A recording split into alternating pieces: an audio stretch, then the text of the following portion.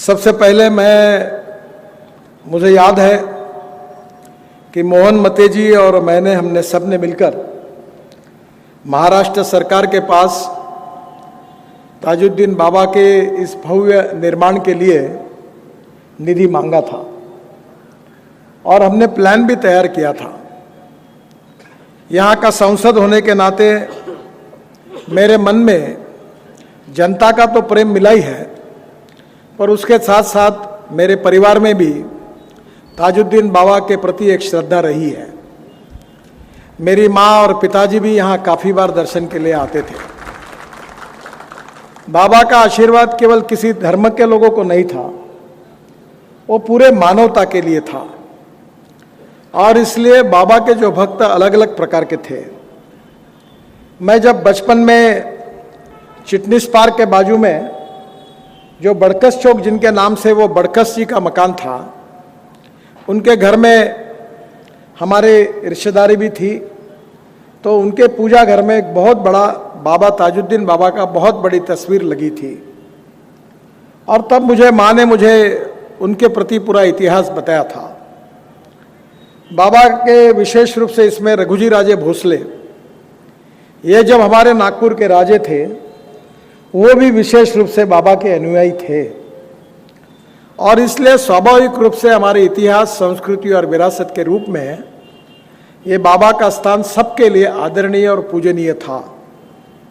मुझे याद है कुछ दिन पहले हमारे फिल्म एक्टर संजय खान मेरे पास मिलने के लिए नागपुर से आए थे और वो भी मुझे पूछ रहे थे ताजुद्दीन बाबा जी का, और बता रहे थे कि मैं यहाँ आकर दर्शन करके गया हूँ। एक प्रकार से ये जो स्थान है, इसके प्रति पूरी मानव जाति और समाज की श्रद्धा है और इसलिए यहाँ की पवित्रता कायम रखना ये हम सब की जिम्मेदारी है। और मुझे इस बात की खुशी है कि जब नए ट्रस्टी के रूप में, चेयरमैन के रूप में प्यारे खान जी का और उनके ट्रस्टी मंडली का जब यहाँ नियुक्ति हुई और जब मुझे मिलने के लिए आए, तब मैंने उनको एक उदाहरण बताया और उदाहरण था गजानन महाराज संस्थान का शेगांव का।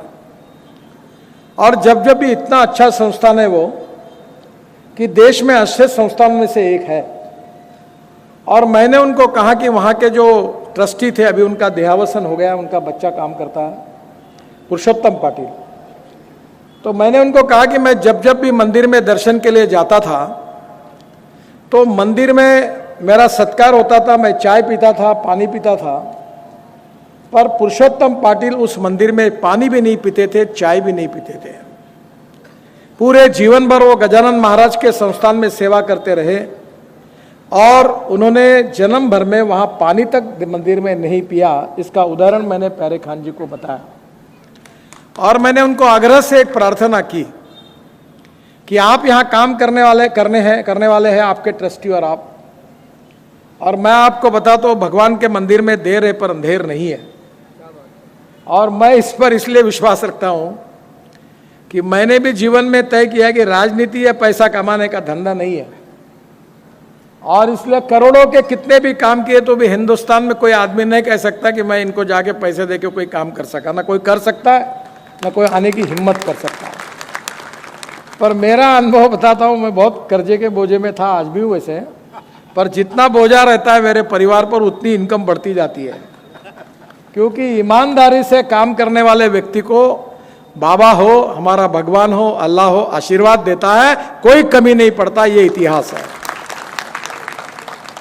दूसरी बात मैंने उनको कही थी कि यहाँ माँ बहनों की रक्षा होनी चाहिए। जो यहाँ के सज्जन लोग हैं, बूढ़े हैं, सीनियर सिटीजन हैं, उनकी रक्षा होनी चाहिए, उनकी सेवा होनी चाहिए।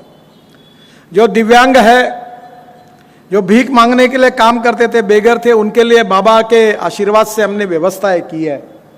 लंगर चलता है हमारे यहाँ। तुकाराम महाराज जो है, जिनके प्रति हम सबको श्रद्धा है, उन्होंने कहा है कि जेका रंजले गांजले त्यासी म्हणे जो आपुले, तोची साधू ओळखावा देव तेथेची जाणावा। जो हमारे शोषित है, पीड़ित है, दलित है, दिव्यांग है, जिनके पास आंखें नहीं है, जिनके पास पैर नहीं है चलने के लिए, जिनको रोटी के लिए भीख मांगनी पड़ती है, ऐसी स्थिति जिनकी है, उन लोगों की सबकी सेवा करना ही ईश्वर की सेवा है, अल्लाह की सेवा है, भगवान की सेवा है। इसी बात पर हमारा विश्वास है। मुझे बड़ी खुशी हुई कि अभी 1-1.5 महीने पहले हमने 40,000 लोगों को, दिव्यांगों को, जो जिनके हमारे जिलाधिकारी भी यहाँ बैठे हैं, उनके और म्यूनिसिपल कमिश्नर के सहयोग से भारत सरकार की ओर से हमने वयोश्री योजना के अंदर महंगे महंगे उपकरणें उनको दी, दांत दिए, चश्मे दिए, व्हील चेयर दी। मैंने अपने एमपी फंड से 50 लाख रुपए देकर मोटराइज साइकिल दी, और हमने उनके सबके लिए इतने बड़े प्रमाण पर कैंप हुए और इतना बड़ा कार्यक्रम हुआ। तो एक प्रकार से वो कार्यक्रम देखकर हमारे आंखों में आंसू आए, क्योंकि उनकी सेवा करने का हमको मौका मिला, और यही भगवान की सेवा है। तो मुझे बहुत खुशी है कि यहाँ आज भी हमारे यहाँ लंगर में गरीब लोग जिनको खाना नहीं मिलता, वो बाबा के आशीर्वाद से खाना मिलता है।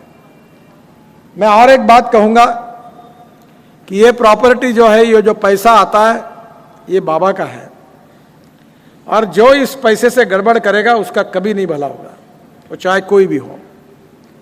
और यहाँ गुंडागर्दी नहीं चलनी चाहिए। मैं आज विशेष रूप से हमारे डीसीपी नरुल हसन को याद कर रहा हूँ।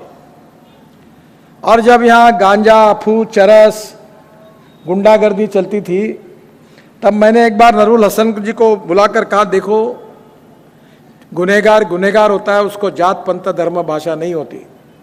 चाहे कोई भी हो, कोई भी पार्टी वाला हो, कोई राजनीतिक नेता को सुनना नहीं, ऐसी धुलाई करो कि ताजबाग में कोई गुनहगारी दिखनी नहीं चाहिए, माँ बहनों की रक्षा होनी चाहिए, और गरीब आदमी के अधिकारों की रक्षा होनी चाहिए। उन्होंने कहा कि सर चिंता मत करिए, और उन्होंने ईमानदारी से बहुत अच्छा काम किया। उनको आज विशेष रूप से मैं याद कर रहा हूँ, मैं धन्यवाद दूंगा। देखो, जो अच्छा होता है वो अच्छा होता है, और जो बुरा होता है वो बुरा होता है। राजनीति की कोई फिक्र नहीं है हमको। मैं तो पिछले बार भी आपके पास आया था और कहा था, आपको उचित लगे तो वोट देना, नहीं तो नहीं देना, कोई फर्क नहीं पड़ता। पर वोट देंगे उसका भी काम करेंगे, नहीं देंगे उसका भी काम करेंगे, ये पक्का है।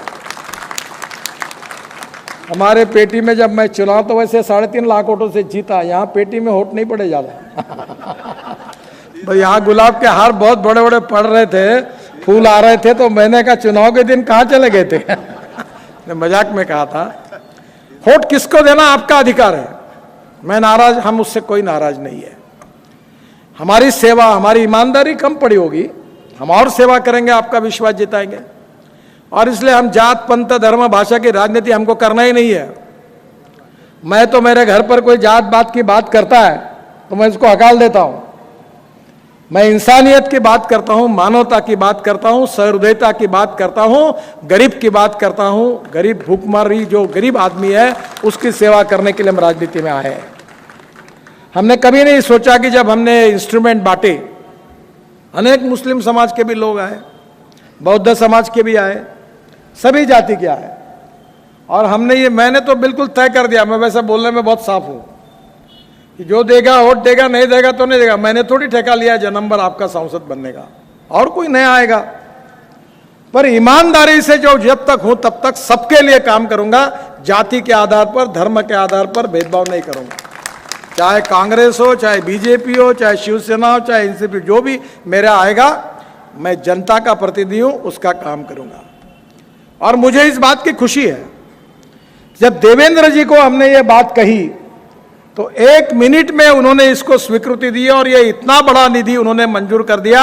मैं नागपुर के सांसद होने के नाते उनको हृदय से धन्यवाद देता हूं, उनका बहुत बहुत अभिनंदन करता हूं।